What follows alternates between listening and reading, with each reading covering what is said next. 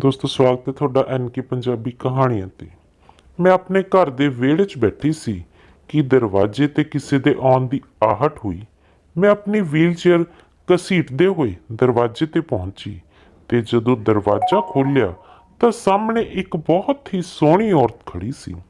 ਇੰਨੀ ਕਹਿਰ ਦੀ ਗਰਮੀ ਤੇ ਧੁੱਪ 'ਚ ਵੀ ਉਸ ਦਾ ਚਿਹਰਾ ਕਿਸੇ ਖਿੜੇ ਹੋਏ ਗੁਲਾਬ ਤੋਂ ਘੱਟ ਨਹੀਂ ਲੱਗ ਰਿਹਾ ਸੀ। ਲੱਕ ਤੱਕ ਆਉਂਦੇ ਉਸਦੇ ਵਾਲ ਉਸਦੇ ਸੁਹੱਪਣ ਨੂੰ ਹੋਰ ਵੀ ਵਧਾ ਰਹੇ ਸਨ। ਮੈਂ ਉਸਨੂੰ ਦੇਖਿਆ ਤਾਂ ਦੇਖਦੀ ਹੀ ਰਹਿ ਗਈ। ਉਸਦੇ ਸਿਰ ਤੇ ਚੂੜੀਆਂ ਦੀ ਟੋਕਰੀ ਸੀ। ਉਹ ਬੋਲੀ ਕਿ ਦੀਦੀ ਤੁਸੀਂ ਚੂੜੀਆਂ ਲਾਉਂਗੇ? ਮੈਂ ਕਿਹਾ ਕਿ ਮੈਨੂੰ ਚੂੜੀਆਂ ਪਵਾ ਕੇ ਕੀ ਕਰੇਂਗੀ? ਪੈਸੇ ਚਾਹੀਦੇ ਨੇ ਤਾਂ ਲੈ ਜਾ। ਮੈਂ ਉਸਨੂੰ ਆਪਣੇ ਕੋਲੋਂ 50 ਰੁਪਏ ਦਾ ਨੋਟ ਦਿੰਦੇ ਕਿਹਾ ਤਾਂ ਉਹ ਮੇਰੇ ਪੈਰਾਂ 'ਚ ਬੈਠ ਗਈ। ਨਾ ਦੀਦੀ, ਅਜਿਹਾ ਨਾ ਕਹੋ। ਮੈਂ ਤੁਹਾਨੂੰ ਬਹੁਤ ਹੀ ਸੋਹਣੀਆਂ ਚੂੜੀਆਂ ਪਹਿਨਾਵਾਂਗੀ। ਤੁਹਾਡੇ ਤੇ ਬਹੁਤ ਸੋਹਣੀਆਂ ਲੱਗਣਗੀਆਂ। ਦੇਖੋ ਤੁਹਾਡੇ ਹੱਥ ਕਿੰਨੇ ਗੋਰੇ ਹਨ। ਇਹ ਆਖ ਉਸਨੇ ਮੇਰੇ ਹੱਥਾਂ 'ਚ ਚੂੜੀਆਂ ਪਾ ਦਿੱਤੀਆਂ। ਮੈਂ ਅਜਿਹਾ ਬਿਲਕੁਲ ਨਹੀਂ ਚਾਹੁੰਦੀ ਸੀ। ਮੇਰਾ ਨਾਂ ਸੀਮਾ ਹੈ। ਮੈਂ 24 ਸਾਲ ਦੀ ਉਮਰ 'ਚ ਹੀ ਵਿਆਹ ਤੋਂ 2 ਸਾਲ ਬਾਅਦ ਆਪਣੀ ਜ਼ਿੰਦਗੀ ਲਾਚਾਰੀ 'ਚ ਕੱਟ ਰਹੀ ਸੀ। ਇੱਕ ਸੜਕ ਹਾਦਸੇ 'ਚ ਆਪਣੀਆਂ ਲੱਤਾਂ ਗਵਾ ਚੁੱਕੀ ਸੀ। ਉਸ ਤੋਂ ਬਾਅਦ ਮੈਂ ਵੀਲ ਚੇਅਰ ਤੇ ਹੀ ਰਹਿੰਦੀ ਸੀ। ਮੇਰਾ ਪਤੀ ਮੇਰਾ ਬਹੁਤ ਖਿਆਲ ਰੱਖਦਾ ਸੀ, ਪਰ ਉਹ ਸਾਰਾ ਦਿਨ ਡਿਊਟੀ ਤੇ ਰਹਿੰਦਾ ਸੀ। ਘਰੇ ਮੈਨੂੰ ਇਕੱਲਾਪਨ ਖਾਣ ਨੂੰ ਆਉਂਦਾ ਸੀ। ਮੇਰੀਆਂ ਨਜ਼ਰਾਂ ਦਰਵਾਜ਼ੇ ਤੇ ਕਿਸੇ ਦੀ ਉਡੀਕ 'ਚ ਲੱਗੀਆਂ ਰਹਿੰਦੀਆਂ ਸਨ। ਜੇਕਰ ਕੋਈ ਵੀ ਆਉਂਦਾ ਤਾਂ ਮੈਂ ਉਸ ਨਾਲ ਜ਼ਿਆਦਾ ਤੋਂ ਜ਼ਿਆਦਾ ਗੱਲਾਂ ਕਰਕੇ ਆਪਣਾ ਸਮਾਂ ਬਿਤਾ ਲੈਂਦੀ ਸੀ। ਇਹ ਚੂੜੀਆਂ ਵਾਲੀ ਲੜਕੀ ਮੇਰੇ ਦਿਲ ਨੂੰ ਬਹੁਤ ਚੰਗੀ ਲੱਗੀ ਸੀ। ਇਸ ਦੀਆਂ ਗੱਲਾਂ ਮੇਰੇ ਦਿਲ ਨੂੰ ਮੋਹ ਲੈਣ ਵਾਲੀਆਂ ਸਨ। ਉਸ ਦਾ ਚਿਹਰਾ ਬਹੁਤ ਖੂਬਸੂਰਤ ਸੀ। ਉਸ ਦੀਆਂ ਗੱਲਾਂ ਵੀ ਬਹੁਤ ਚੰਗੀਆਂ ਸਨ। ਮੇਰਾ ਉਸ ਨਾਲ ਦਿਲ ਜਿਹਾ ਲੱਗ ਗਿਆ ਸੀ। ਉਹ ਹਰ ਰੋਜ਼ ਮੇਰੇ ਦਰਵਾਜ਼ੇ ਤੇ ਆ ਜਾਂਦੀ ਸੀ ਤੇ ਮੈਨੂੰ ਚੂੜੀਆਂ ਪਵਾ ਕੇ ਚਲੀ ਜਾਂਦੀ ਸੀ। ਹੈਰਾਨੀ ਦੀ ਗੱਲ ਇਹ ਸੀ ਕਿ ਉਹ ਮੇਰੇ ਤੋਂ ਪੈਸੇ ਵੀ ਨਹੀਂ ਲੈਂਦੀ ਸੀ। ਉਸ ਦੀ ਇਸ ਆਦਤ ਨਾਲ ਮੈਂ ਉਸ ਵੱਲ ਖਿੱਚੀ ਗਈ। ਕਾਫੀ ਦਿਨ ਉਹ ਮੇਰੇ ਕੋਲ ਆਉਂਦੀ ਰਹੀ। ਇੱਕ ਦਿਨ ਬਹੁਤ ਪਰੇਸ਼ਾਨ ਲੱਗ ਰਹੀ ਸੀ। ਮੈਂ ਕਾਰਨ ਪੁੱਛਿਆ ਤਾਂ ਬੋਲੀ ਕਿ ਅਕਸਰ ਔਰਤਾਂ ਮੈਨੂੰ ਪੈਸੇ ਨਹੀਂ ਦਿੰਦੀਆਂ। ਮੇਰਾ ਗੁਜ਼ਾਰਾ ਬਹੁਤ ਮੁਸ਼ਕਲ ਨਾਲ ਹੁੰਦਾ ਹੈ। ਹੁਣ ਤਾਂ ਲੋਕਾਂ ਦੇ ਘਰ ਦੇ ਚੱਕਰ ਲਾ ਲਾ ਕੇ ਥੱਕ ਚੁੱਕੀ ਹਾਂ। ਦਿਲ ਚਾਹੁੰਦਾ ਹੈ ਕਿ ਇਹ ਕੰਮ ਹੀ ਛੱਡ ਦੇਵਾਂ, ਪਰ ਮੈਂ ਕੀ ਕਰਾਂ? ਮੇਰੇ ਕੋਲ ਹੋਰ ਕੋਈ ਕੰਮ ਵੀ ਨਹੀਂ ਹੈ। ਉਸ ਨੇ ਇਸ ਤਰ੍ਹਾਂ ਆਪਣੀ ਪਰੇਸ਼ਾਨੀ ਦੱਸੀ ਤਾਂ ਮੈਂ ਉਸ ਨੂੰ ਕਿਹਾ ਕਿ ਜੇਕਰ ਉਹ ਚਾਹੇ ਤਾਂ ਮੇਰੇ ਘਰ 'ਚ ਮੇਰੀ ਮਦਦ ਲਈ ਕੰਮ ਕਰ ਸਕਦੀ ਹੈ। ਮੈਂ ਉਸ ਨੂੰ ਚੰਗੀ ਤਨਖਾਹ ਦੇਵਾਂਗੀ ਤੇ ਰਹਿਣ ਲਈ ਘਰ ਵੀ ਦੇਵਾਂਗੀ। ਮੇਰੀ ਇਸ ਗੱਲ ਤੇ ਉਹ ਬਹੁਤ ਖੁਸ਼ ਹੋਈ। ਆਖਣ ਲੱਗੀ ਕਿ ਮਾਲਕ ਤੁਹਾਨੂੰ ਹਮੇਸ਼ਾ ਖੁਸ਼ ਰੱਖੇ। ਤੁਸੀਂ ਤਾਂ ਮੇਰੀਆਂ ਸਾਰੀਆਂ ਮੁਸ਼ਕਿਲਾਂ ਦੂਰ ਕਰ ਦਿੱਤੀਆਂ। ਮੈਂ ਉਸ ਨੂੰ ਅਗਲੇ ਦਿਨ ਤੋਂ ਘਰ ਆਉਣ ਲਈ ਕਿਹਾ। ਮੈਂ ਵੀ ਆਪਣੀ ਲਾਚਾਰੀ ਕਰਕੇ ਘਰ ਦੇ ਜ਼ਿਆਦਾ ਕੰਮ ਨਹੀਂ ਕਰ ਸਕਦੀ ਸੀ। ਮੈਨੂੰ ਹਰ ਸਮੇਂ ਕਿਸੇ ਦੀ ਲੋੜ ਪੈਂਦੀ ਸੀ। ਮੇਰੇ ਘਰ ਦਾ ਕੰਮ ਲਮਕ ਜਾਂਦਾ ਸੀ। ਕਈ ਵਾਰ ਤਾਂ ਮੈਂ ਆਪਣੇ ਖਾਣੇ ਲਈ ਵੀ ਕਿਸੇ ਦੀ ਮੁਹਤਾਜ ਹੋ ਜਾਂਦੀ ਹਾਂ। ਆਪਣੇ ਪਤੀ ਤੋਂ ਕੰਮ ਕਰਵਾਉਣਾ ਚੰਗਾ ਨਹੀਂ ਲੱਗਦਾ, ਪਰ ਉਹ ਮੇਰੀ ਮਜਬੂਰੀ ਨੂੰ ਸਮਝਦੇ ਸਨ। ਪਰ ਹੁਣ ਇਸ ਚੂੜੀਆਂ ਵਾਲੀ ਦੇ ਆਉਣ ਨਾਲ ਦਿਲ ਨੂੰ ਸਕੂਨ ਮਿਲਿਆ ਸੀ ਤੇ ਸਹਾਰਾ ਵੀ। ਉਹ ਸਾਰੇ ਘਰ ਦਾ ਕੰਮ ਕਰਦੀ, ਭਾਂਡੇ ਮਾਂਜਦੀ ਤੇ ਸਾਫ਼ ਸਫਾਈ 'ਚ ਵੀ ਬਹੁਤ ਚੰਗੀ ਸੀ। ਉਹ ਮੈਨੂੰ ਕਿਸੇ ਕੰਮ ਨੂੰ ਹੱਥ ਨਾ ਲਾਉਣ ਦਿੰਦੀ। ਮੇਰੀ ਇੰਨੀ ਇੱਜ਼ਤ ਕਰਦੀ ਕਿ ਕਦੇ-ਕਦੇ ਮੈਨੂੰ ਸ਼ਰਮਿੰਦਗੀ ਹੋਣ ਲੱਗਦੀ, ਪਰ ਉਸ ਦੇ ਰਵੱਈਏ ਅਤੇ ਇੱਜ਼ਤ ਦੇਣ ਦੇ ਅੰਦਾਜ਼ 'ਚ ਫਰਕ ਨਾ ਆਇਆ।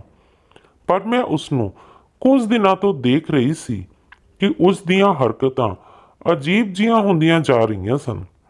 ਉਂਝ ਤਾਂ ਉਹ ਸਮੇਂ ਤੇ ਸਾਰਾ ਕੰਮ ਕਰ ਲੈਂਦੀ ਸੀ, ਪਰ ਜਿਵੇਂ ਹੀ ਮੇਰਾ ਪਤੀ ਘਰੇ ਆਉਂਦਾ ਤਾਂ ਉਹ ਜਾਂ ਕਮਰੇ ਚੋਂ ਬਾਹਰ ਚਲੀ ਜਾਂਦੀ ਜਾਂ ਫਿਰ ਇੱਧਰ ਉੱਧਰ ਚਲੀ ਜਾਂਦੀ। ਮੈਨੂੰ ਉਸ ਦਾ ਇਹ ਰਵੱਈਆ ਬਹੁਤ ਹੀ ਚੁਭਿਆ ਸੀ। ਮੇਰਾ ਪਤੀ ਨਦੀਮ ਜਦੋਂ ਵੀ ਘਰ ਆਉਂਦਾ ਤਾਂ ਉਹਨਾਂ ਦੀਆਂ ਨਜ਼ਰਾਂ ਦਰਵਾਜ਼ੇ ਤੇ ਟਿਕੀਆਂ ਰਹਿੰਦੀਆਂ ਸਨ। ਮੈਂ ਉਹਨਾਂ ਦੇ ਇਸ ਰਵੱਈਏ ਨੂੰ ਮਹਿਸੂਸ ਕਰਕੇ ਚੁੱਪ ਸੀ। ਦਿਲ 'ਚ ਅਜੀਬ ਅਜੀਬ ਖਿਆਲ ਤੇ ਸ਼ੱਕ ਪੈਦਾ ਹੋ ਰਿਹਾ ਸੀ। ਅਗਲੇ ਦਿਨ ਮੈਂ ਇਸੇ ਪਰੇਸ਼ਾਨੀ 'ਚ ਬੈਠੀ ਸੀ ਕਿ ਮੇਰੀ ਮਾਂ ਦਾ ਫੋਨ ਆ ਗਿਆ। ਬੇਟੀ, ਤੂੰ ਐਨੇ ਦਿਨ ਹੋ ਗਏ ਘਰ ਨਹੀਂ ਆਈ, ਇੱਕ ਦੋ ਚੱਕਰ ਲਾ ਜਾ, ਸਾਰੇ ਤੈਨੂੰ ਬਹੁਤ ਯਾਦ ਕਰ ਰਹੇ ਹਨ। ਮੇਰੀ ਮਾਂ ਦੇ ਬੁਲਾਉਣ ਦੀ ਦੇਰ ਸੀ ਕਿ ਮੈਂ ਆਪਣੇ ਪੇਕੇ ਚਲੀ ਗਈ।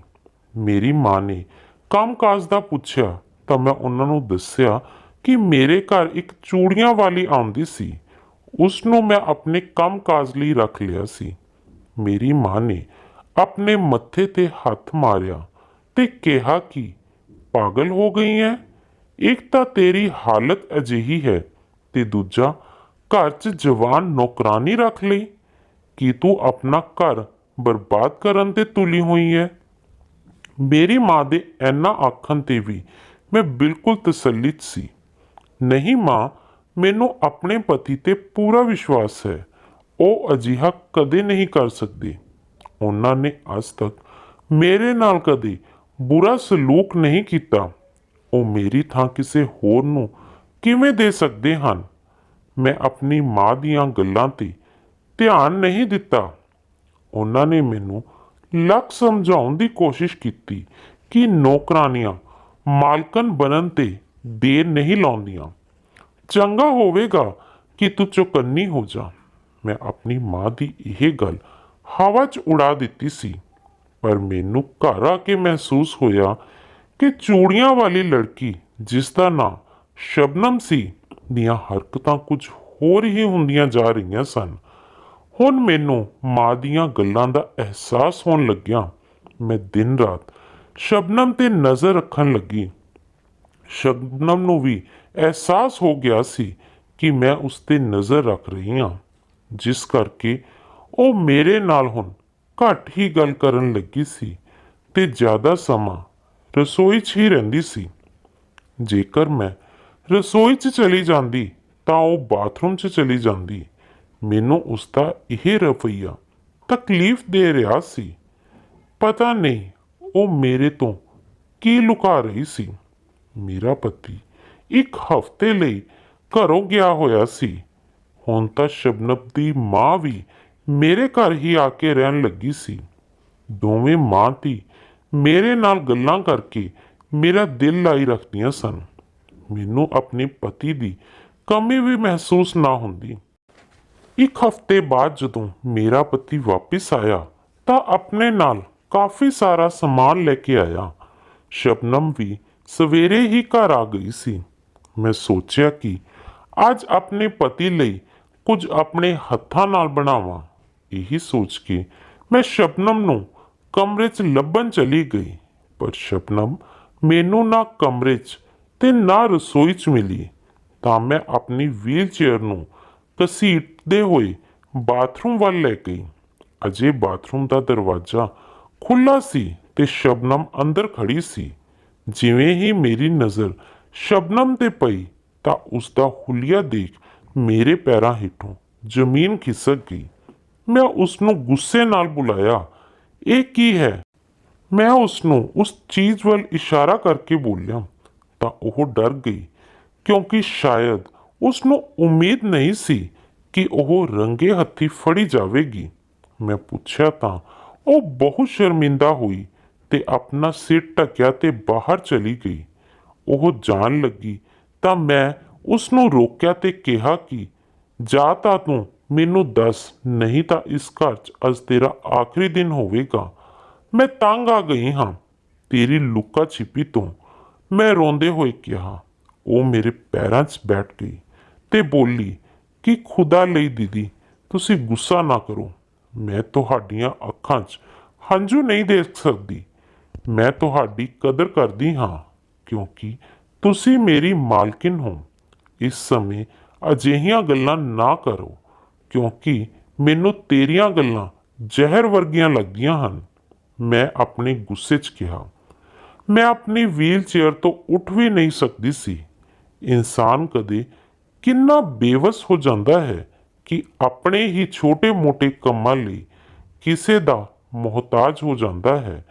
ਸ਼ਬਨਮ ਨੇ ਆਪਣਾ ਸਿਰ ਮੇਰੀ ਗੋਦ 'ਚ ਰੱਖਿਆ। ਉਸ ਦੀਆਂ ਅੱਖਾਂ 'ਚੋਂ ਹੰਝੂ ਵਗ ਰਹੇ ਸਨ। ਪਤਾ ਨਹੀਂ ਕਿਉਂ ਮੈਨੂੰ ਸ਼ਬਨਮ ਬੁਰੀ ਨਹੀਂ ਲੱਗ ਰਹੀ ਸੀ।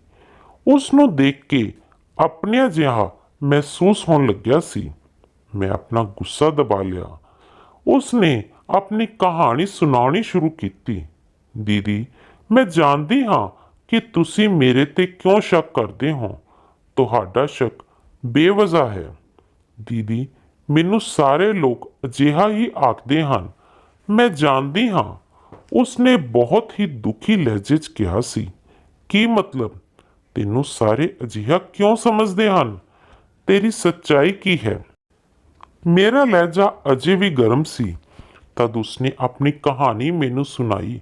ਮੈਂ ਲਖਨਊ ਦੀ ਰਹਿਣ ਵਾਲੀ ਹਾਂ। ਤੁਹਾਨੂੰ ਤਾਂ ਪਤਾ ਹੈ ਉੱਥੇ ਦੇ ਹਾਲਾਤ ਕਿਹੋ ਜਿਹੇ ਹਨ। ਉੱਥੇ ਲੋਕ ਰਸਮਾਂ ਰਿਵਾਜਾਂ ਦੇ ਕਿੰਨੇ ਪਾਬੰਦ ਹਨ। ਮੈਂ ਜਿਸ ਘਰ 'ਚ ਜਨਮ ਲਿਆ, ਮੇਰੇ ਤੋਂ ਪਹਿਲਾਂ ਮੇਰੇ 3 ਭਰਾ ਪੈਦਾ ਹੋ ਚੁੱਕੇ ਸਨ। 3 ਭਰਾਵਾਂ ਦੀ ਮੈਂ ਇਕੱਲੀ ਭੈਣ ਸੀ, ਜਿਸ ਕਰਕੇ ਮੈਨੂੰ ਬਹੁਤ ਪਿਆਰ ਵੀ ਮਿਲਦਾ ਸੀ, ਪਰ ਮੈਂ ਡਰਦੀ ਵੀ ਓਨਾ ਹੀ ਸੀ। ਮੇਰੀਆਂ ਸਹੇਲੀਆਂ ਆਖਦੀਆਂ ਸਨ ਕਿ ਜੇਕਰ ਤੂੰ ਪਿਆਰ ਦਾ ਚੱਕਰ ਚਲਾਇਆ ਤਾਂ ਤੂੰ ਆਪਣੇ ਪੈਰਾਂ ਤੇ ਵੀ ਨਹੀਂ ਚੱਲ ਸਕੇਂਗੀ, ਕਿਉਂਕਿ ਤੇਰੇ ਭਰਾ ਤੇਰੀ ਜਾਨ ਲੈ ਲੈਣਗੇ। ਪਰ ਮੇਰੀਆਂ ਸਹੇਲੀਆਂ ਇਹ ਗੱਲਾਂ ਤਾਂ ਮਜ਼ਾਕ 'ਚ ਕਹਿੰਦੀਆਂ ਸਨ, ਪਰ ਮੈਂ ਨਹੀਂ ਜਾਣਦੀ ਸੀ ਕਿ ਆਪਣੀ ਜ਼ਿੰਦਗੀ 'ਚ ਇਹ ਸਭ ਸੱਚ ਹੁੰਦਾ ਦੇਖਾਂਗੀ। ਇਹ ਉਹਨਾਂ ਦਿਨਾਂ ਦੀ ਗੱਲ ਹੈ ਜਦੋਂ ਸਾਡੇ ਪਿੰਡ 'ਚ ਇੱਕ ਨਵਾਂ ਜੰਗਲਾਤ ਅਫਸਰ ਆਇਆ ਸੀ। ਉਹ ਇੱਕ ਪੜ੍ਹਿਆ ਲਿਖਿਆ ਇਨਸਾਨ ਸੀ। ਉਸਨੇ ਆਪਣੇ ਵਿਹਲੇ ਸਮੇਂ 'ਚ ਪਿੰਡ ਦੇ ਬੱਚਿਆਂ ਨੂੰ ਪੜ੍ਹਾਉਣਾ ਸ਼ੁਰੂ ਕਰ ਦਿੱਤਾ, ਕਿਉਂਕਿ ਜੰਗਲਾਂ ਦੇ ਮਹਿਕਮੇ 'ਚ ਅਫਸਰਾਂ ਦੀ ਡਿਊਟੀ ਜ਼ਿਆਦਾ ਨਹੀਂ ਹੁੰਦੀ। ਉਹ ਜੰਗਲਾਂ 'ਚ ਸਰਵੇ ਕਰਦੇ ਹਨ ਤੇ ਰਿਪੋਰਟ ਬਣਾ ਕੇ ਭੇਜਦੇ ਹਨ, ਤੇ ਇਸ 'ਚ ਜ਼ਿਆਦਾ ਸਮਾਂ ਨਹੀਂ ਲੱਗਦਾ। ਇਸ ਲਈ ਉਸ ਦਾ ਜ਼ਿਆਦਾ ਸਮਾਂ ਪਿੰਡ ਦੇ ਲੋਕਾਂ ਨਾਲ ਹੀ ਬੀਤਦਾ ਸੀ। ਉਹ ਜ਼ਿਆਦਾਤਰ ਲੋਕਾਂ ਨੂੰ ਪੜ੍ਹਾਈ ਲਈ ਆਖਦਾ ਸੀ ਤੇ ਕਹਿੰਦਾ ਸੀ ਕਿ ਆਪਣੀਆਂ ਲੜਕੀਆਂ ਨੂੰ ਵੀ ਪੜ੍ਹਾਓ। ਸਾਡੇ ਪਿੰਡ ਦੇ ਲੋਕ ਬਹੁਤ ਹੀ ਸਿੱਧੇ ਸਾਦੇ ਸਨ। ਕੁਝ ਤਾਂ ਉਸ ਦੀਆਂ ਗੱਲਾਂ 'ਚ ਆਉਣ ਲੱਗੇ ਤੇ ਕੁਝ ਕੱਟੜ ਸਨ ਤੇ ਆਪਣੀਆਂ ਲੜਕੀਆਂ ਨੂੰ ਪੜ੍ਹਾਉਣਾ ਸਮਾਂ ਖਰਾਬ ਕਰਨਾ ਸਮਝਦੇ ਸਨ। ਮੈਨੂੰ ਸ਼ੁਰੂ ਤੋਂ ਹੀ ਪੜ੍ਹਾਈ ਦਾ ਬਹੁਤ ਸ਼ੌਂਕ ਸੀ, ਪਰ 8ਵੀਂ ਕਲਾਸ ਤੋਂ ਬਾਅਦ ਸਕੂਲ ਨਹੀਂ ਜਾਂਦੀ ਸੀ। ਮੇਰਾ ਵੱਡਾ ਭਰਾ ਵੀ ਜ਼ਿਆਦਾ ਨਹੀਂ ਪੜ੍ਹ ਸਕਿਆ। ਉਹ ਮੇਰੇ ਪਿਤਾ ਜੀ ਨਾਲ ਕੰਮ ਤੇ ਲੱਗ ਗਿਆ ਸੀ। ਇਸ ਦੌਰਾਨ ਹੀ ਮੇਰੀ ਮਾਂ ਨੇ ਮੈਨੂੰ 2 ਬੱਕਰੀਆਂ ਲੈ ਕੇ ਦਿੱਤੀਆਂ। ਪਿੰਡ 'ਚ ਜੋ ਲੜਕੀਆਂ ਪਸ਼ੂ ਪਾਲਣ 'ਚ ਦਿਲਚਸਪੀ ਰੱਖਦੀਆਂ ਸਨ, ਉਹਨਾਂ ਨੂੰ ਚੰਗਾ ਸਮਝਿਆ ਜਾਂਦਾ ਸੀ।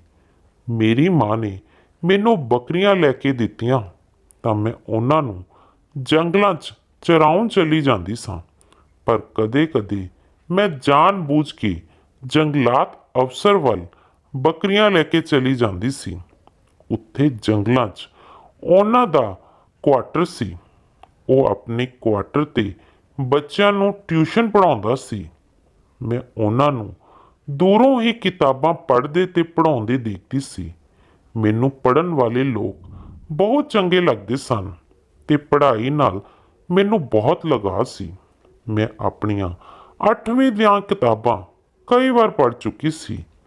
ਮੈਨੂੰ ਪੜ੍ਹਾਈ ਦਾ ਇਸ਼ਕ ਇਸ ਹੱਦ ਤੱਕ ਲੈ ਆਇਆ, ਪਰ ਸਮੱਸਿਆ ਇਹ ਸੀ ਕਿ ਮੈਂ ਇਕੱਲੀ ਸੀ ਤੇ ਅਫਸਰ ਕੋਲ ਨਹੀਂ ਜਾ ਸਕਦੀ ਸੀ। ਜੇਕਰ ਮੈਂ ਆਪਣੀ ਮਰਜ਼ੀ ਨਾਲ ਕਰਦੀ ਤਾਂ ਮੇਰੇ ਲਈ ਕਈ ਸਮੱਸਿਆਵਾਂ ਖੜੀਆਂ ਹੋ ਸਕਦੀਆਂ ਸਨ। ਪਿੰਡ ਦੇ ਲੋਕ ਕਈ ਤਰ੍ਹਾਂ ਦੀਆਂ ਗੱਲਾਂ ਬਣਾਉਂਦੇ ਤੇ ਮੇਰੇ ਤੇ ਇਲਜ਼ਾਮ ਵੀ ਲਗਾ ਸਕਦੇ ਸਨ। ਪਰ ਮੈਂ ਇੱਕ ਦਿਨ ਆਪਣੀ ਹਿੰਮਤ ਇਕੱਠੀ ਕੀਤੀ ਤੇ ਆਪਣੀ ਬੱਕਰੀਆਂ ਨੂੰ ਇੱਕ ਪਾਸੇ ਬੰਨ੍ਹਿਆ ਤੇ ਜੰਗਲਾਤ ਅਫਸਰ ਨਾਲ ਗੱਲ ਕਰਨ ਚਲੀ ਗਈ। ਉਹਨਾਂ ਨੇ ਮੇਰੇ ਨਾਲ ਬਹੁਤ ਹੀ ਚੰਗੇ ਤਰੀਕੇ ਨਾਲ ਗੱਲ ਕੀਤੀ ਤੇ ਕਹਿਣ ਲੱਗੇ ਕਿ ਮੈਂ ਤੈਨੂੰ ਪੜ੍ਹਾਉਣ 'ਚ ਤੇਰੀ ਮਦਦ ਕਰਾਂਗਾ, ਪਰ ਤੁਸੀਂ ਹੋ ਸਕੇ ਤਾਂ ਆਪਣੇ ਨਾਲ 2-3 ਲੜਕੀਆਂ ਨੂੰ ਹੋਰ ਵੀ ਲੈ ਕੇ ਆਓ, ਤਾਂ ਕਿ ਤੁਹਾਡੇ ਲਈ ਕੋਈ ਮੁਸ਼ਕਿਲ ਖੜੀ ਨਾ ਹੋਵੇ ਤੇ ਮੇਰੇ ਲਈ ਵੀ। ਅਫਸਰ ਦੀ ਗੱਲ ਤਾਂ ਬਿਲਕੁਲ ਸਹੀ ਸੀ। ਮੈਂ ਆਪਣੀਆਂ ਕੁਝ ਸਹੇਲੀਆਂ ਨਾਲ ਗੱਲ ਕੀਤੀ। ਉਹ ਪੜ੍ਹਾਈ ਲਈ ਤਿਆਰ ਨਾ ਹੋਈਆਂ ਕਿਉਂਕਿ ਉਹਨਾਂ ਦੀ ਉਮਰ ਵਿਆਹ ਦੀ ਹੋ ਗਈ ਸੀ। ਉਮਰ ਤਾਂ ਮੇਰੀ ਵੀ ਵਿਆਹ ਦੀ ਸੀ, ਪਰ ਮੇਰੀ ਸੋਚ ਬਿਲਕੁਲ ਵੱਖਰੀ ਸੀ। ਮੈਂ ਤਾਂ ਅੱਗੇ ਪੜ੍ਹਨਾ ਚਾਹੁੰਦੀ ਸੀ। ਮੈਂ ਆਪਣੀਆਂ ਸਹੇਲੀਆਂ ਦੀਆਂ ਬਹੁਤ ਮਿੰਨਤਾਂ ਕੀਤੀਆਂ ਕਿ ਤੁਸੀਂ ਮੇਰੇ ਨਾਲ ਚੱਲੋ, ਭਾਵੇਂ ਤੁਸੀਂ ਪੜ੍ਹਿਓ ਨਾ ਤੇ ਉਂਝ ਹੀ ਬੈਠੇ ਰਹੀਓ। ਜੇਕਰ ਤੁਸੀਂ ਮੇਰਾ ਸਾਥ ਦਿਓਗੀਆਂ ਤਾਂ ਮੈਂ ਤੁਹਾਡੀ ਸਾਰੀ ਜ਼ਿੰਦਗੀ ਸ਼ੁਕਰਗੁਜ਼ਾਰ ਰਹਾਂਗੀ। ਮੇਰੀ ਸਹੇਲੀਆਂ ਨੇ ਮੇਰੀ ਇਹ ਗੱਲ ਮੰਨ ਲਈ ਤੇ ਉਹ ਮੇਰੇ ਨਾਲ ਜਾਣ ਲੱਗੀਆਂ। ਮੈਂ ਆਪਣੀ ਮਾਂ ਤੋਂ ਸਹਿਮਤੀ ਲੈ ਲਈ ਤੇ ਕਿਹਾ ਕਿ ਮੇਰੇ ਨਾਲ ਹੋਰ ਵੀ ਲੜਕੀਆਂ ਜਾਣਗੀਆਂ। ਪਿੰਡ ਦੇ ਹੋਰ ਵੀ ਬੱਚੇ ਪੜ੍ਹਦੇ ਹਨ। ਇਹੋ ਜਿਹੀ ਕੋਈ ਗੱਲ ਨਹੀਂ ਹੋਵੇਗੀ ਜਿਸ ਕਰ ਤੁਹਾਨੂੰ ਸ਼ਰਮਿੰਦਾ ਹੋਣਾ ਪਵੇ। ਮੇਰੀ ਮਾਂ ਨੇ ਮੇਰੇ ਭਰਾ ਨੂੰ ਬਿਨਾਂ ਦੱਸੇ ਮੈਨੂੰ ਪੜ੍ਹਨ ਦੀ ਪਰਮਿਸ਼ਨ ਦੇ ਦਿੱਤੀ। ਇਹ ਕੋਈ ਨਵੀਂ ਗੱਲ ਨਹੀਂ ਸੀ। ਪਿੰਡ ਦੀਆਂ ਲੜਕੀਆਂ ਪਹਿਲਾਂ ਵੀ ਸਕੂਲ ਜਾਂਦੀਆਂ ਸਨ। ਇਸ ਤਰ੍ਹਾਂ ਮੈਂ ਉਸ ਅਫਸਰ ਕੋਲ ਪੜ੍ਹਨ ਜਾਣ ਲੱਗੀ ਤੇ ਮੇਰੀਆਂ ਸਹੇਲੀਆਂ ਮੇਰਾ ਸਾਥ ਦਿੰਦੀਆਂ ਸਨ। ਹੌਲੀ ਹੌਲੀ ਮੈਂ ਦੇਖਿਆ ਕਿ ਮੇਰੀਆਂ ਸਹੇਲੀਆਂ ਅਫਸਰ 'ਚ ਦਿਲਚਸਪੀ ਲੈਣ ਲੱਗੀਆਂ ਸਨ, ਪਰ ਅਫਸਰ ਦੇ ਦਿਲ 'ਚ ਅਜਿਹੀ ਕੋਈ ਗੱਲ ਨਹੀਂ ਸੀ। ਪਰ ਇੱਕ ਦਿਨ ਜਦੋਂ ਉਹਨਾਂ ਨੂੰ ਇਸ ਗੱਲ ਦਾ ਅਹਿਸਾਸ ਹੋਇਆ ਕਿ ਮੇਰੀਆਂ ਸਹੇਲੀਆਂ ਦੀਆਂ ਨਜ਼ਰਾਂ ਉਸ 'ਤੇ ਹਨ, ਤਾਂ ਇੱਕ ਦਿਨ ਉਹਨਾਂ ਨੇ ਮੈਨੂੰ ਕਾਗਜ਼ 'ਤੇ ਲਿਖ ਕੇ ਦੇ ਦਿੱਤਾ ਕਿ ਆਪਣੀਆਂ ਸਹੇਲੀਆਂ ਨੂੰ ਕਹੋ ਕਿ ਇਸ ਤਰ੍ਹਾਂ ਦੀਆਂ ਹਰਕਤਾਂ ਨਾ ਕਰਨ। ਮੈਨੂੰ ਇਹਨਾਂ ਗੱਲਾਂ ਤੋਂ ਨਫ਼ਰਤ ਹੈ। ਜੇਕਰ ਇਹਨਾਂ ਨੇ ਨਹੀਂ ਪੜ੍ਹਨਾ ਤਾਂ ਆਪਣੇ ਘਰ ਬੈਠਣ ਤੇ ਇੱਥੇ ਆਉਣ ਦੀ ਕੋਈ ਲੋੜ ਨਹੀਂ। ਅਫਸਰ ਦੀ ਗੱਲ ਤਾਂ ਬਿਲਕੁਲ ਸਹੀ ਸੀ। ਮੇਰੇ ਕਰਕੇ ਉਹਨਾਂ ਨੂੰ ਬਹੁਤ ਮੁਸ਼ਕਿਲ ਹੋ ਰਹੀ ਸੀ। ਮੈਂ ਆਪਣੀਆਂ ਸਹੇਲੀਆਂ ਨੂੰ ਅਫਸਰ ਦੀ ਗੱਲ ਦੱਸੀ ਤੇ ਕਿਹਾ ਕਿ ਤੁਸੀਂ ਉਸ 'ਤੇ ਲਾਈਨ ਮਾਰਨਾ ਛੱਡ ਦਿਓ। ਉਹਨਾਂ ਨੂੰ ਚੰਗਾ ਨਹੀਂ ਲੱਗਦਾ। ਉਹਨਾਂ ਨੂੰ ਅਜਿਹੀਆਂ ਹਰਕਤਾਂ ਬਿਲਕੁਲ ਪਸੰਦ ਨਹੀਂ ਹਨ। ਮੇਰੀਆਂ ਸਹੇਲੀਆਂ ਆਪਣੀ ਗਲਤੀ ਮੰਨਣ ਦੀ ਥਾਂ ਮੇਰੇ ਹੀ ਗੱਲ ਪੈ ਗਈਆਂ ਕਿ ਤੂੰ ਆਪਣੇ ਆਪ ਨੂੰ ਕੀ ਸਮਝਦੀ ਹੈ? ਅਸੀਂ ਤਾਂ ਤੇਰੇ ਲਈ ਉੱਥੇ ਜਾਂਦੀਆਂ ਹਾਂ। ਤੂੰ ਅਜਿਹੀਆਂ ਗੱਲਾਂ ਕਰਕੇ ਸਾਨੂੰ ਆਪਣਾ ਦੁਸ਼ਮਣ ਬਣਾ ਰਹੀ ਹੈ। ਮੈਂ ਆਪਣੀਆਂ ਸਹੇਲੀਆਂ ਨੂੰ ਸਮਝਾਉਣ ਦੀ ਕੋਸ਼ਿਸ਼ ਕੀਤੀ ਤਾਂ ਉਹਨਾਂ ਨੇ ਮੈਨੂੰ ਛੱਡ ਦਿੱਤਾ ਤੇ ਆਪਣਾ ਰਸਤਾ ਅਲੱਗ ਕਰ ਲਿਆ। ਇਸ ਗੱਲ ਕਰਕੇ ਮੈਨੂੰ ਬਹੁਤ ਦੁੱਖ ਹੋਇਆ, ਪਰ ਮੈਂ ਹੋਰ ਕਰ ਵੀ ਕੀ ਸਕਦੀ ਸੀ। ਪੜ੍ਹਾਈ ਤਾਂ ਨਹੀਂ ਛੱਡ ਸਕਦੀ ਸੀ। ਇਸ ਲਈ ਮੈਂ ਉੱਥੇ ਜਾਂਦੀ ਰਹੀ। ਮੇਰੇ ਦਿਲ ਦਿਮਾਗ 'ਚ ਵੀ ਨਹੀਂ ਸੀ ਕਿ ਮੇਰੀਆਂ ਸਹੇਲੀਆਂ ਮੇਰੇ ਤੇ ਇੰਨਾ ਵੱਡਾ ਇਲਜ਼ਾਮ ਲਾਉਣਗੀਆਂ। ਮੈਨੂੰ ਮੇਰੇ ਹੀ ਘਰ ਵਾਲਿਆਂ ਦੀਆਂ ਨਜ਼ਰਾਂ 'ਚ ਇੰਨਾ ਡੇਗ ਦੇਣਗੀਆਂ ਕਿ ਮੈਂ ਕਿਸੇ ਨੂੰ ਮੂੰਹ ਦਿਖਾਉਣ ਲਾਇਕ ਨਹੀਂ ਰਹਾਂਗੀ। ਜਦੋਂ ਕਿ ਮੇਰੀ ਨੀਤ ਬਿਲਕੁਲ ਸਾਫ਼ ਸੀ। ਮੇਰੀ ਇੱਕ ਹੀ ਸਹੇਲੀ ਸੀ ਜੋ ਥੋੜੀ ਪੜ੍ਹੀ ਲਿਖੀ ਸੀ। ਇੱਕ ਦਿਨ ਉਸਨੇ ਮੇਰੇ ਬਸਤੇ 'ਚ ਕੁਝ ਗਲਤ ਲਿਖ ਕੇ ਪਾ ਦਿੱਤਾ। ਸ਼ਾਮ ਨੂੰ ਜਦੋਂ ਉਹ ਮੇਰੇ ਘਰ ਆਈ ਤਾਂ ਮੇਰੇ ਨਾਲ ਕਿਸੇ ਗੱਲੋਂ ਲੜ ਪਈ। ਉਸ ਸਮੇਂ ਮੇਰਾ ਭਰਾ ਵੀ ਘਰੇ ਹੀ ਸੀ। ਭਰਾ ਨੇ ਜਦੋਂ ਰੌਲਾ ਸੁਣਿਆ ਤਾਂ ਕਮਰੇ 'ਚ ਆ ਗਿਆ। ਉਹ ਮੇਰੇ ਤੇ ਅਫਸਰ ਨਾਲ ਗਲਤ ਹੋਣ ਦੇ ਇਲਜ਼ਾਮ ਲਾ ਰਹੀ ਸੀ, ਜਦੋਂ ਕਿ ਮੈਂ ਉਸਨੂੰ ਸਮਝਾ ਰਹੀ ਸੀ। ਜਦੋਂ ਭਰਾ ਕਮਰੇ 'ਚ ਆਇਆ ਤਾਂ ਉਸਨੇ ਕਿਹਾ ਕਿ ਇਹ ਅਫਸਰ ਨਾਲ ਪਿਆਰ ਕਰਦੀ ਹੈ ਤੇ ਲੈਟਰ ਵੀ ਲਿਖ ਕੇ ਉਸ ਨੂੰ ਪਿਆਰ ਦਾ ਇਜ਼ਹਾਰ ਕੀਤਾ ਹੈ। ਇਹ ਪੜ੍ਹਨ ਦੇ ਬਹਾਨੇ ਉਸ ਨਾਲ ਅੱਖ ਮਟਕਾ ਕਰਨ ਜਾਂਦੀ ਹੈ। ਭਰਾ ਨੇ ਉਸ ਦੀਆਂ ਗੱਲ ਮੰਨ ਲਈਆਂ ਤੇ ਮੈਨੂੰ ਕੁੱਟਣਾ ਸ਼ੁਰੂ ਕਰ ਦਿੱਤਾ। ਮੇਰੀਆਂ ਚੀਕਾਂ ਦੀ ਆਵਾਜ਼ ਸੁਣ ਕੇ ਮੇਰੇ ਆਂਢ ਗੁਆਂਢ ਦੇ ਲੋਕ ਵੀ ਮੇਰੇ ਘਰ ਆ ਗਏ। ਮੇਰੀ ਸਹੇਲੀ ਨੇ ਸਾਰਿਆਂ ਸਾਹਮਣੇ ਕਿਹਾ ਕਿ ਇਸ ਦਾ ਬਸਤਾ ਖੋਲ ਕੇ ਚੈੱਕ ਕਰੋ। ਇਹ ਜ਼ਰੂਰ ਉਸ ਅਫਸਰ ਨਾਲ ਗੱਲਾਂ ਕਰਦੀ ਹੈ। ਪਿੰਡ ਦੇ ਇੱਕ ਦੋ ਵਿਅਕਤੀ ਪੜ੍ਹੇ ਲਿਖੇ ਸਨ। ਭਰਾ ਨੇ ਮੇਰਾ ਬਸਤਾ ਫਰੋਲਿਆ ਤੇ ਉਹ ਖਤ ਮਿਲਿਆ ਤਾਂ ਉਹ ਉਹਨਾਂ ਵਿਅਕਤੀਆਂ ਨੂੰ ਦਿੱਤਾ। ਉਹਨਾਂ ਨੇ ਪੜ੍ਹ ਕੇ ਜਦੋਂ ਇਹ ਖਤ ਸੁਣਾਇਆ ਤਾਂ ਮਾਰੇ ਸ਼ਰਮ ਦੇ ਮੇਰੀਆਂ ਨਜ਼ਰਾਂ ਉੱਪਰ ਨਹੀਂ ਉੱਠ ਰਹੀਆਂ ਸਨ। ਮੈਂ ਤਾਂ ਕਦੇ ਅਜਿਹੇ ਸ਼ਬਦਾਂ ਦਾ ਸੁਪਨੇ 'ਚ ਵੀ ਇਸਤੇਮਾਲ ਨਹੀਂ ਕੀਤਾ ਸੀ। ਕੁਝ ਸ਼ਬਦ ਤਾਂ ਇੰਨੇ ਗੰਦੇ ਲਿਖੇ ਸਨ ਕਿ ਸਾਰੇ ਲੋਕ ਥੂ ਥੂ ਕਰਨ ਲੱਗੇ। ਇਹ ਗੱਲ ਤਾਂ ਹੁਣ ਪੂਰੇ ਪਿੰਡ 'ਚ ਫੈਲ ਗਈ ਸੀ। ਫਿਰ ਇੱਕ ਦਿਨ ਪੰਚਾਇਤ ਬੈਠੀ। ਸਾਡੇ ਪਿੰਡ ਦੇ ਬਜ਼ੁਰਗਾਂ ਨੇ ਬੈਠ ਕੇ ਫੈਸਲਾ ਕੀਤਾ ਕਿ ਮੈਨੂੰ ਸਬਕ ਸਿਖਾਇਆ ਜਾਵੇਗਾ ਕਿ ਇਸ ਤੋਂ ਬਾਅਦ ਪਿੰਡ ਦੀ ਕੋਈ ਲੜਕੀ ਅਜਿਹੀ ਗੰਦੀ ਹਰਕਤ ਬਾਰੇ ਨਾ ਸੋਚੇ, ਜਦੋਂ ਕਿ ਮੈਂ ਕੀਤਾ ਹੀ ਕੀ ਸੀ। ਉਸੇ ਸ਼ਾਮ ਪਿੰਡ ਦੀਆਂ ਔਰਤਾਂ ਨੇ ਮੇਰਾ ਸਿਰ ਮੁੰਨਵਾ ਦਿੱਤਾ ਤੇ ਮੇਰੇ ਸਿਰ ਤੇ ਕਾਲਕ ਮਲ ਕੇ ਪੂਰੇ ਪਿੰਡ 'ਚ ਨੰਗੇ ਪੈਰ ਘੁਮਾਇਆ। ਇਸ ਬਦਨਾਮੀ ਨੇ ਮੈਨੂੰ ਜਿਉਂਦੇ ਜੀ ਮਾਰ ਦਿੱਤਾ। ਮੈਂ ਇੱਕ ਪੜ੍ਹੀ ਲਿਖੀ ਲੜਕੀ ਸੀ, ਸਮਝਦਾਰ ਵੀ ਸੀ, ਇਸ ਲਈ ਇਹ ਗੱਲਾਂ ਮੇਰੇ ਦਿਲ ਨੂੰ ਲੱਗੀਆਂ ਸਨ। ਮੈਂ ਰੋ ਰੋ ਕੇ ਆਪਣਾ ਬੁਰਾ ਹਾਲ ਕਰ ਲਿਆ। ਫਿਰ ਮੈਂ ਹਾਰ ਮੰਨ ਕੇ ਉਸ ਅਫਸਰ ਨੂੰ ਖਤ ਲਿਖਿਆ ਕਿ ਮੇਰੇ ਨਾਲ ਕੀ ਹੋਇਆ। ਉਂਝ ਪਿੰਡ ਵਾਲਿਆਂ ਕਰਕੇ ਇਹ ਗੱਲਾਂ ਅਫਸਰ ਤੱਕ ਵੀ ਪਹੁੰਚ ਗਈਆਂ ਸਨ, ਪਰ ਮੇਰੀ ਜ਼ੁਬਾਨੀ ਮੇਰੇ ਹਾਲਾਤ ਸੁਣ ਉਹਨਾਂ ਨੂੰ ਬਹੁਤ ਦੁੱਖ ਹੋਇਆ। ਉਹਨਾਂ ਆਖਰਕਾਰ ਇੱਕ ਸਖਤ ਕਦਮ ਚੁੱਕਦੇ ਹੋਏ ਮੈਨੂੰ ਇੱਜ਼ਤ ਨਾਲ ਅਪਣਾਉਣ ਲਈ ਕਦਮ ਵਧਾਇਆ। ਪੂਰੇ ਪਿੰਡ ਵਾਲਿਆਂ ਦੇ ਸਾਹਮਣੇ ਉਹਨਾਂ ਮੈਨੂੰ ਅਪਣਾ ਲਿਆ ਤੇ ਇੱਥੇ ਲੈ ਆਏ। ਉਸ ਦੀਆਂ ਗੱਲਾਂ ਸੁਣ ਕੇ ਮੇਰੇ ਪੈਰਾਂ ਹੇਠੋਂ ਜ਼ਮੀਨ ਖਿਸਕ ਰਹੀ ਸੀ। ਮੇਰੇ ਹੱਥ ਪੈਰ ਕੰਬਣ ਲੱਗੇ। ਮੇਰੇ ਪਤੀ ਨੇ ਇਸ ਲੜਕੀ ਨਾਲ ਵਿਆਹ ਕੀਤਾ ਹੋਇਆ ਸੀ। ਦੀਦੀ, ਮੇਰੀ ਗੱਲ ਤਾਂ ਸੁਣ ਲਓ। ਮੇਰਾ ਸਿਰ ਤਾਂ ਗੰਜਾ ਹੈ। ਉਹ ਆਪਣੀ ਵਿਗ ਦੁਬਾਰਾ ਪਾਉਂਦੀ ਹੋਈ ਬੋਲੀ। ਤੁਸੀਂ ਆਖੋਗੇ ਤਾਂ ਮੈਂ ਸਾਰੀ ਉਮਰ ਗੰਜੀ ਰਹਾਂਗੀ। ਤੁਹਾਡੇ ਪਤੀ ਨੂੰ ਕਦੇ ਨਜ਼ਰ ਉਠਾ ਕੇ ਨਹੀਂ ਦੇਖਾਂਗੀ। ਉਹ ਮੇਰੇ ਪਤੀ ਹਨ, ਪਰ ਉਹ ਮਜਬੂਰੀ 'ਚ ਬੱਝੇ ਹੋਏ ਹਨ। ਮੇਰਾ ਵਿਸ਼ਵਾਸ ਕਰੋ, ਮੇਰੀ ਉਹਨਾਂ 'ਚ ਕੋਈ ਦਿਲਚਸਪੀ ਨਹੀਂ ਹੈ। ਮੈਂ ਆਪਣੇ ਕੰਮ ਨਾਲ ਕੰਮ ਰੱਖਣ ਵਾਲੀ ਔਰਤ ਹਾਂ। ਮੈਂ ਤਾਂ ਉਹਨਾਂ ਦੀ ਇੱਕ ਮਾਮੂਲੀ ਜੀ ਵਿਦਿਆਰਥਣ ਸੀ, ਪਰ ਹਾਲਾਤ ਨੇ ਮੈਨੂੰ ਇੱਥੋਂ ਤੱਕ ਪਹੁੰਚਾ ਦਿੱਤਾ।